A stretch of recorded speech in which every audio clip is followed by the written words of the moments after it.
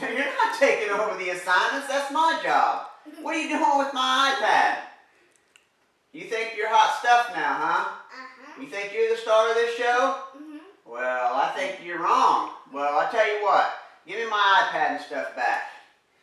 After the show, we'll just have a wrestling match and see who's really the star of this show. How about that? Okay. All right. In the meantime, let's do this together. All right? Because we're a team. There we go. Don't ever start without me again. I'll do that every day. You'll do it every day? Well, we'll see right after this. Okay, as you know, guys, today is Monday, April 27th. We'll be going over your agenda today, so let's just jump right into it. First thing is attendance. We're starting a new week, guys, so this is another exciting week. Let's raise the bar, more perfect attendance, and working on that goal and challenge that we'll be talking about here soon. So, step one, getting those attendance points. Hit that check-in button. Make sure you hit it turn in so that it submits it. And then, of course, step two, watching this video. And we're ready to start talking about the first assignment. What do you think? Yeah. All right. So, let's go ahead and get started on the math, okay? We're going to be starting the Clue 3 Mystery Math. Now, I want to go over the possible places. You have this chart inside your packet.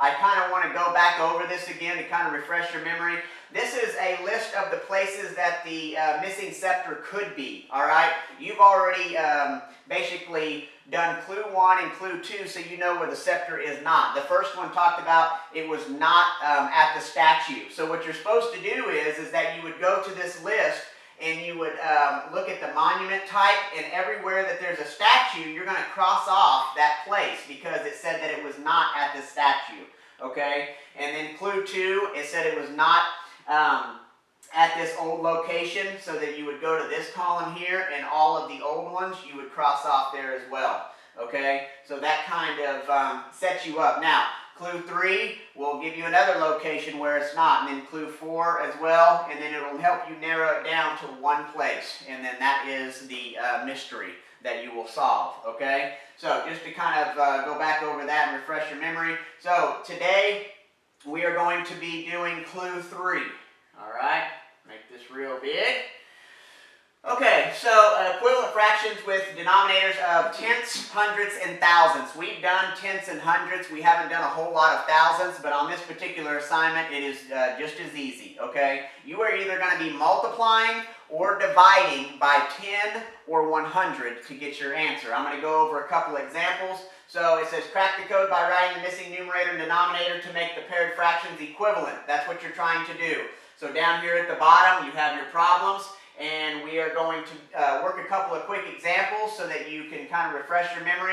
You can also look back in your math textbook. Okay, we went through this in chapters 7, 8, and 9 were our fraction chapters, chapter 6 as well, but it's going to touch more on this in those other chapters. So you have your math book for a resource. Make sure that you utilize that if you need to, but I'm going to go through a couple of quick examples and you're going to be good to go. Right, Phoenix?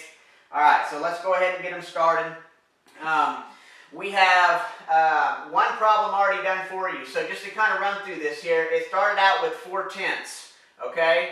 And what they did was they said they went from tenths to hundredths. Well, all I have to do is think about how do I go from 10 to 100? I have to multiply by 10. So what I do to the denominator, I have to be fair and do to the numerator. That is what equivalent fractions is all about. To find an equivalent fraction, you have to do the exact same thing to the numerator and the denominator so that you get that equivalent fraction. So what they did, they multiplied times 10. 10 times 10 is 100. Then they took 4 times 10, and that equals 40. Okay? So let's go over a couple of quick examples. I'm going to do this one down here. It is 800 1,000ths. Okay? And they're going to tenths. Okay? So I'm going to make this a little bit bigger for you. So to go from 1,000 to 10, I know I'm going to have to divide because the only way I can go from a bigger whole number to a smaller whole number is by dividing. Okay, multiplication wouldn't work. So therefore, I just have to figure out what would I divide by. Well, in this case, 1,000 divided by 100 equals 10, right? So now that I have that part, what I do to the denominator, I have to go to the numerator and do the same thing. So I'm going to, right, Phoenix, divide by 100. 800 divided by 100 equals what? 8. So 8/10 is my answer, all right? So everywhere that I have an 8/10 up in my mystery solve, I'm going to put a W in that spot, okay? And I'm not going to go through and do that. You guys have been doing great with figuring out where the letters actually go, up above, all right? So another example would be if I was going to hundredths to 1,000ths. Well, if I know I'm going from 100 to 1,000, I'm going to have to multiply. I just have to figure out what would I multiply by. And remember, on this particular assignment, you're either going to be multiplying by 10 or 100 to get your answer. In this case, I'm going to take 100 times 10, okay, times 10 equals 1,000. 40 times 10 equals 400. So there's my answer. So everywhere that I see up in the mystery clue, 400 1,000ths, I'm going to put an F in that spot. Okay? What letter is this? O. All right. So on this particular problem, I'll work another one with you.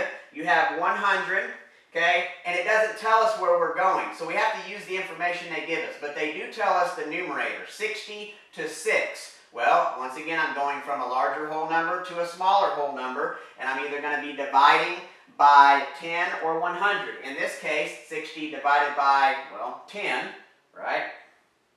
And I get 6. So what I do to the numerator, I have to do to the denominator and be fair.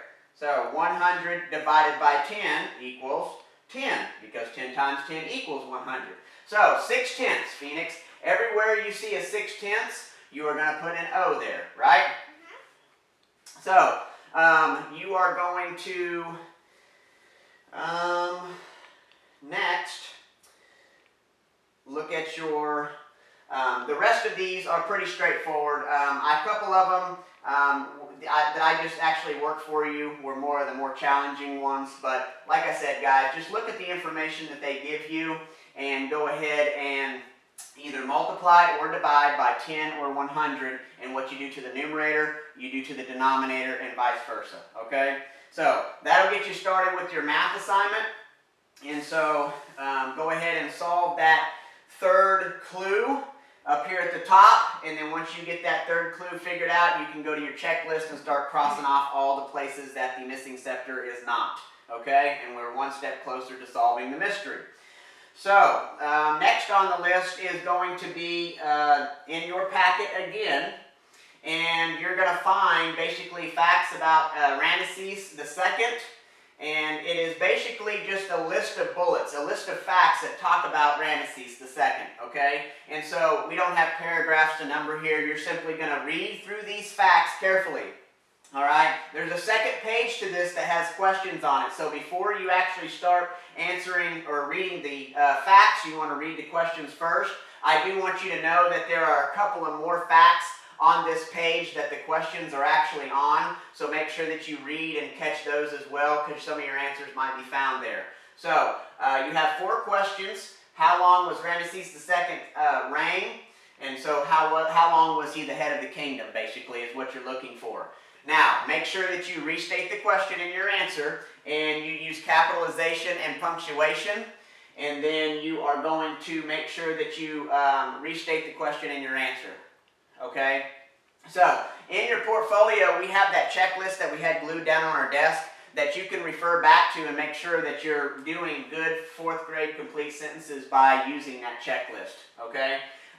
There are 2 other, number 2 says, at what age did Ramesses II become the next in line for the throne? What were Ramesses' 2 main wives called? So you're looking for the names of his wives.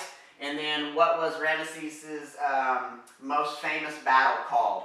Once again, make sure you're restating the question with your answer, right? Capitalization, punctuation, and good complete sentences. So, if I was going to do that with this sentence here, what was Ramesses' most famous battle called? I would say Ramesses' most famous battle was called, and then my answer, okay? Make sure you have part of that question in there. Circle the part of the question you're going to use like we always practice. Okay, guys? You guys have been doing great with this, but don't leave that stuff out. This question here, each one of these questions is going to be worth 4 points. Okay? And so you 1 point capitalization, 1 point punctuation, 1 point restating the question in your answer, and then 1 point for the correct answer in there. Okay? So you can still do well on each one of these and not necessarily have the right answer, but get most of the points based on those small little things that you can do. So don't waste those points. Right, Phoenix? All right. Now, easy points. Right? Give me 5. All right. So, our last thing that we're going to talk about is the STEM project. So, pirogues, all right, which is canoes, all right. This week you're going to be building a canoe. Isn't that going to be fun? All right, so. I'm going to take a little. What? What are you doing? I got to get out. I got to work on my STEM project. What? You're going to leave now and go work on your STEM project? Oh man, well that's great of you getting started on your STEM project early in the week. You don't want to waste time, do you? We definitely don't want to wait later in the week to get started on this, because then we end up running out of time and we don't have as much time to put in all the cool things that we want to put into our STEM projects to make them super special. Well, I'm proud of you. Thank you. Well, I thank you for joining us, and I guess we'll see you later. I'm going to finish this up, okay? All right, man. Tell the kids bye. Bye.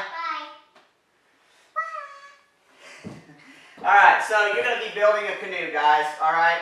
And here is basically what the challenge consists of, all right? Sacagawea and the Corps traveled by canoes, all right, during the expedition. Your challenge is to create a canoe to transport them across the river. You will have 15 minutes to complete the challenge. Once again, cross this out, okay? There were a couple that forgot to cross this out. I want you to have your packet in front of you right now, and I want you to take your pencil and I want you to cross out this 15 minutes. I want you to spend more than 15 minutes on this project, okay? That's number 1.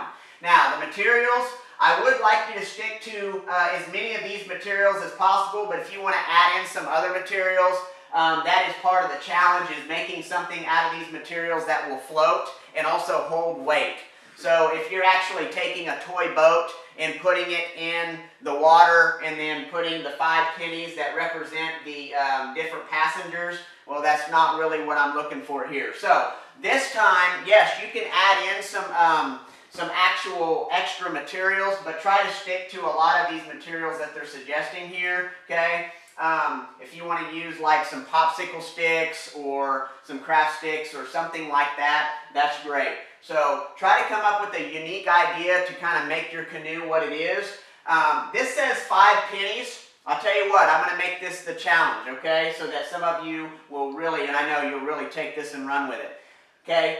I want to see whose boat or canoe can hold the most pennies, okay? So say that you get done with your canoe, all right, you use these materials and maybe some craft sticks and some other things that would make the canoe, and say that your canoe holds 20 pennies. Maybe you want to make it hold 25 pennies or more.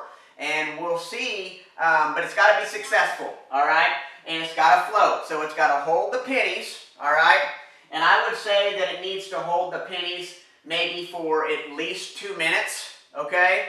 And so you put those pennies in there and then set a timer, go for 2 minutes, and just make sure that that is going to be the measurement for your successful attempt. Obviously, if I throw 100 pennies in there, it floats for 1 second and then sinks. That's not a successful attempt. So I would say that if it floats for 2 minutes, okay, with the amount of pennies that you have in there, that is a successful attempt, all right? So, day 1, the planning process. You should be getting this front page done on day 1, all right? Gathering your materials, drawing me a diagram. I want labels, I want measurements, I want a good description of how you're going to build this thing. I shouldn't see just 1 sentence over here. 1 sentence is not going to explain how you're going to build this project, okay? So, be specific in your labeling, in your diagram, and tell me step by step how you're going to build this thing. I should be able to read this and basically copy what you tell me to do and replicate your project, okay? So, you know what I want. You guys have been doing a great job on this, but I want, there's a few of you that need to add a little more detail to your description and your plan. So day one, start the plan, get your materials, and at least get that far, okay? Get that done today so that you'll be ready to start the building process the following day, all right? Okay, so just to recap real quick. Use these materials, okay? You can supplement some other materials in, but they need to be things that you'll have to be able to kind of glue or put together to make the canoe, all right? Don't take a toy boat and put it in there and throw some of this stuff around it and call it your canoe, okay? You need to build it from scratch, all right? So you can use other materials, stick to these though to incorporate those, and then the person who has the most pennies that holds it and floats for 2 minutes will win this particular challenge for that thing, all right? So that is it, all right? Go back to today's agenda. A couple of things, remember the tip. Play this video, have your materials, your packet in front of you, hit the stop and pause button, rewind, and work through these things with me so that you can really stay focused on what the lesson is for each individual assignment, all right? It's going to work out a lot better. So read the directions carefully. I got a few tips in here. Also, the last thing, number 3 assignment for today. On this post, you're going to make a comment. I need ideas for what you want Phoenix and I, or just me, to do for our challenge this week, okay? So drop a comment, everyone. I put on here, everyone needs to drop a comment. Give me an idea. It can be fitness related, weightlifting related, race car related, eating challenge related, water, whatever. You guys kind of did some great, you did a great job last time coming up with some ideas, and I can carry some of those over. So give me some ideas. Everyone needs to make a comment, all right? Do the assignments in the packet, drop a comment below, and read the directions. STEM project, as always, due May 1st on Friday, okay? You guys have done an excellent job. I am so super proud of you. All these consistent days of 100% check-in and excellent work being turned in. We truly have the best class. There's no doubt about that. You've proven that, and we're going to keep raising the bar for those other kids, and we're going to keep getting better and continuing our learning, and so that we can be the best we can possibly be. And like I said, I couldn't be more proud of my class. I truly do have the best class, and so let's continue that, motivate each other to log in, and stay on top of their game, okay? If you have any questions or concerns or need any help with any of these assignments, you know who to call. That's me. I'm glad to help, okay? Hope you had a great weekend. Until next time, stay tuned, guys.